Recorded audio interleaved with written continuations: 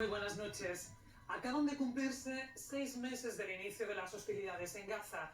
La incursión de milicianos de Hamas en territorio israelí, provocando una matanza indiscriminada, y la posterior ofensiva militar de Israel sobre la franja de Gaza dejan ya miles de muertos y una crisis humanitaria sin precedentes.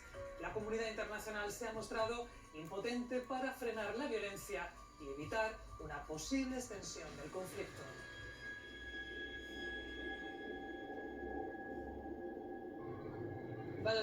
Estábamos en casa cuando empezó la guerra. Nos atacaban desde el aire y llovían proyectiles de artillería. Mi hermana huyó de casa buscando un lugar en el que refugiarse de los proyectiles, pero fue alcanzada por la metralla de humo. Estoy muy triste. Murió en mis brazos. Cuando desperté y me di cuenta de que no tenía la pierna, pensé, ¿cómo voy a ir a la escuela? ¿Cómo voy a correr? ¿Cómo jugaré con amigos?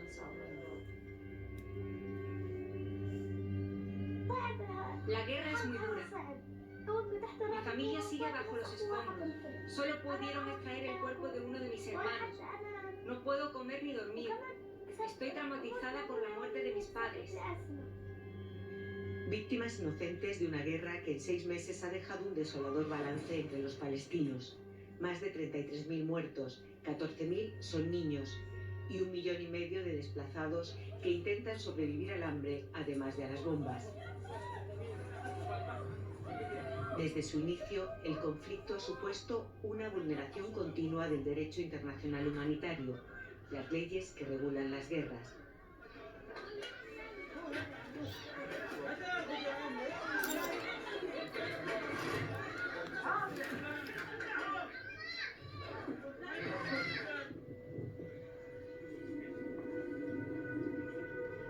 Mis tíos, mi tía Aviva y Yoki, vivían en el kibbutz Paraza. Se encuentra justo, como en la frontera con la franja de Gaza. Y ellos llegaron allí hace 40 años. Son personas que creen en la convivencia, son personas que creían en la paz, que vivían ahí con esa intención de estrechar lazos, de educar a sus hijos que es posible vivir en armonía. Tal Wax es una joven doctora israelí que se crió y estudió medicina en Andalucía. Hace 2 años regresó a Tel Aviv para ejercer su profesión. Su vida y la de su familia se paró el pasado 7 de octubre cuando milicianos de Hamas secuestraron a sus tíos. Después de 51 días liberaron a mi tía, como parte de los acuerdos de intercambio de rehenes por presos.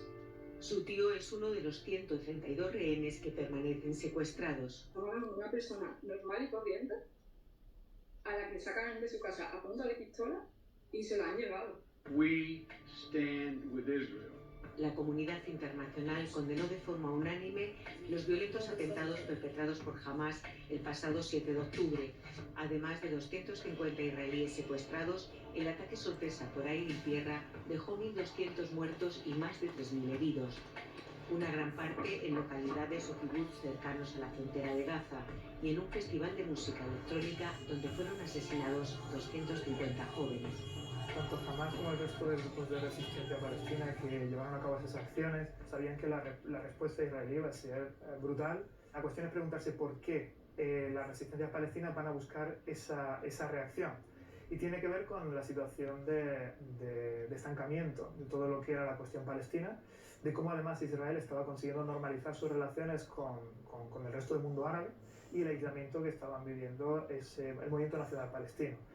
Así comenzó una nueva guerra y resurgió un conflicto histórico. Los antecedentes son complejos. Su origen está en la creación del Estado de Israel y en el nunca consolidado Estado palestino. Ese proceso negó los derechos de la población autóctona, que era la población palestina. Se le conduce también a la expulsión de su propio territorio y bueno, son las dinámicas que estamos viendo hoy día en la propia Gaza, ¿no? Amparándose en el derecho a defenderse y a acabar con los terroristas, Israel inició una ofensiva militar contra la franja de Gaza, el territorio palestino ocupado donde gobierna Hamas. y a la vez imponía un bloqueo de suministros vitales como la electricidad, el agua, alimentos, combustible y la entrada en general de ayuda humanitaria. Yo llevo trabajando 17 años con Médicos Sin Fronteras, normalmente para la unidad de emergencia. He estado en contextos complicados, en contextos de violencia, pero lo de Gaza, lo de Rafah es algo impresionante. Es decir, estamos hablando de más de 1,5 millones de personas sin acceso a absolutamente nada. Además, personas muy estresadas por el contexto de violencia, personas desesperadas porque no ven una salida al conflicto. Alfonso Artacho volvió en marzo de Gaza. Es malagueño y trabaja como cooperante con Médicos Sin Fronteras. Son imágenes de Rafah el día 18 de enero, que es cuando yo llegué a la franja de Gaza. Se encarga de coordinar la logística, es decir, de conseguir materiales y suministros donde no hay. Cuando yo estaba en Gaza, al llegar, la única fuente de agua potable que había tenía una capacidad de fabricación de unos 700.000 litros diarios. Y en Rafah había más de 1,5 millones de personas. No llegaba siquiera a 1 litro por persona y día. ¿Cómo se sobrevive? Es decir, en nuestras instalaciones de salud venía gente con problemas de salud porque la gente llega a beberse incluso el agua del mar. Rafah, al sur de la franja, en los límites de la frontera con Egipto, es el último refugio de los palestinos que huyen de la guerra empujados por el ejército israelí. Tampoco es un lugar seguro. Desde febrero están bajo la amenaza de un ataque militar terrestre. En esta pequeña ciudad vivían 300.000 personas. Hoy aquí se hacinan 1,5 millones de desplazados, casi la tercera parte de la población de Gaza. El obligar a la población a desplazamientos masivos está prohibido por el derecho internacional humanitario. No solo se ha hecho eso, sino que se ha ido destruyendo todo detrás de ese traslado de la población de forma masiva hacia el sur. Ana Salinas es presidenta de la Asociación Española de Derecho Internacional Público, Privado y Relaciones Internacionales, además de jueza del Tribunal Europeo de Derechos Humanos. Sí que hay claramente violaciones del derecho internacional humanitario que podrían constituir crímenes de guerra, claramente, que son esos ataques a la población civil, esos ataques a objetivos civiles y no militares en absoluto, esa técnica de asedio a la población, el impedir la entrada de ayuda humanitaria. Unos ataques indiscriminados que no han respetado ni colegios ni hospitales. No había forma de ayudar a los heridos, porque eran muchos, eran en gran medida población civil y en gran medida niños, especialmente protegidos en el derecho internacional humanitario. En los últimos meses han muerto más niños y niñas que en 4 años en todas las guerras que ha habido. Más de la mitad de los habitantes de Gaza son niños, la población más vulnerable. 14.000 han muerto en medio año de guerra. En UNICEF, tanto como las bombas, preocupa el hambre, sobre todo en el norte de la franja de Gaza. El nivel de hambruna es altísimo y lo que estamos viendo ya es el fallecimiento de bebés y de niños muy pequeños por desnutrición. Casi 30 niños han fallecido ya, que nosotros sepamos. Y en el resto de la franja, el nivel también de inseguridad alimentaria es altísimo. Si seguimos así, probablemente para finales de mayo, la hambruna estará extendida en toda la franja. Al otro lado de la frontera, a pocos kilómetros de tanta necesidad, cientos de camiones cargados de alimento y medicina esperan. Y dentro de la franja, los trabajadores humanitarios y los periodistas corren los mismos riesgos que la población civil. Nunca habíamos visto una matanza de periodistas a esta escala. Esto es una matanza día sí, día sí, día sí, y la cifra pues ha superado el centenar de periodistas asesinados. Todos son periodistas locales. La prensa internacional tiene vetado el acceso al territorio. La prensa internacional no es bienvenida porque podría documentar esos mismos crímenes de guerra y con una atracción de la audiencia internacional mucho más poderosa. El derecho a la información de la opinión pública internacional, de la propia opinión pública israelí y por supuesto de los palestinos está siendo constantemente vulnerado. A principios de abril, 7 miembros de la ONG World Central Kitchen murieron en un ataque con drones del ejército israelí. Acababan de realizar una entrega de alimentos. Sus vehículos estaban identificados con logos de la organización y habían informado de su recorrido a los mandos militares. Eran los primeros occidentales asesinados. Se sumaban a los casi 200 trabajadores humanitarios muertos desde que comenzó la guerra. Humanitarians and civilians. Los trabajadores humanitarios y los civiles no deberían pagar las consecuencias de la guerra. Este es un principio básico de la humanidad. En este momento parece que ya no es una guerra contra el terrorismo, parece una guerra contra la propia humanidad.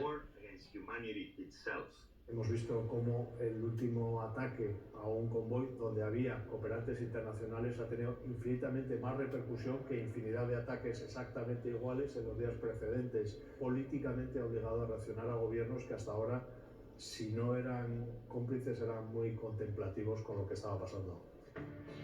La Corte Internacional de Justicia ha ordenado a Israel la apertura de las fronteras a la ayuda humanitaria. El principal órgano judicial de Naciones Unidas investiga si el gobierno hebreo está cometiendo un delito de genocidio contra la población de Gaza, tras una demanda presentada por Sudáfrica. Por otra parte, el Consejo de Seguridad de la ONU aprobó en marzo una resolución exigiendo el alto el fuego humanitario y la liberación de todos los rehenes. Por primera vez en 6 meses fue posible porque Estados Unidos dejó de ejercer su derecho al veto y se abstuvo en la votación. Nadie puede hacer caso omiso a una resolución del Consejo de Seguridad en esos términos. Ningún país, Israel tampoco. ¿Ha hecho algún gesto de momento? No. Es cierto que Estados Unidos se posiciona en contra de esa desproporcionalidad, pero sigue ofreciendo armas a Israel. Mientras tanto, Israel sigue intercambiando ataques con Hezbollah en la frontera con Líbano y se prepara ante las posibles represalias de Irán tras haber bombardeado su consulado en Damasco. El riesgo de una posible escalada del conflicto en el resto de Oriente Medio sigue vivo. Si entra en un conflicto abierto con Irán o con Hezbollah, Estados Unidos se va a ver obligado, en cierto modo, a seguir apoyando a Israel. El gobierno de Netanyahu mantiene muchos frentes abiertos fuera y dentro de sus fronteras.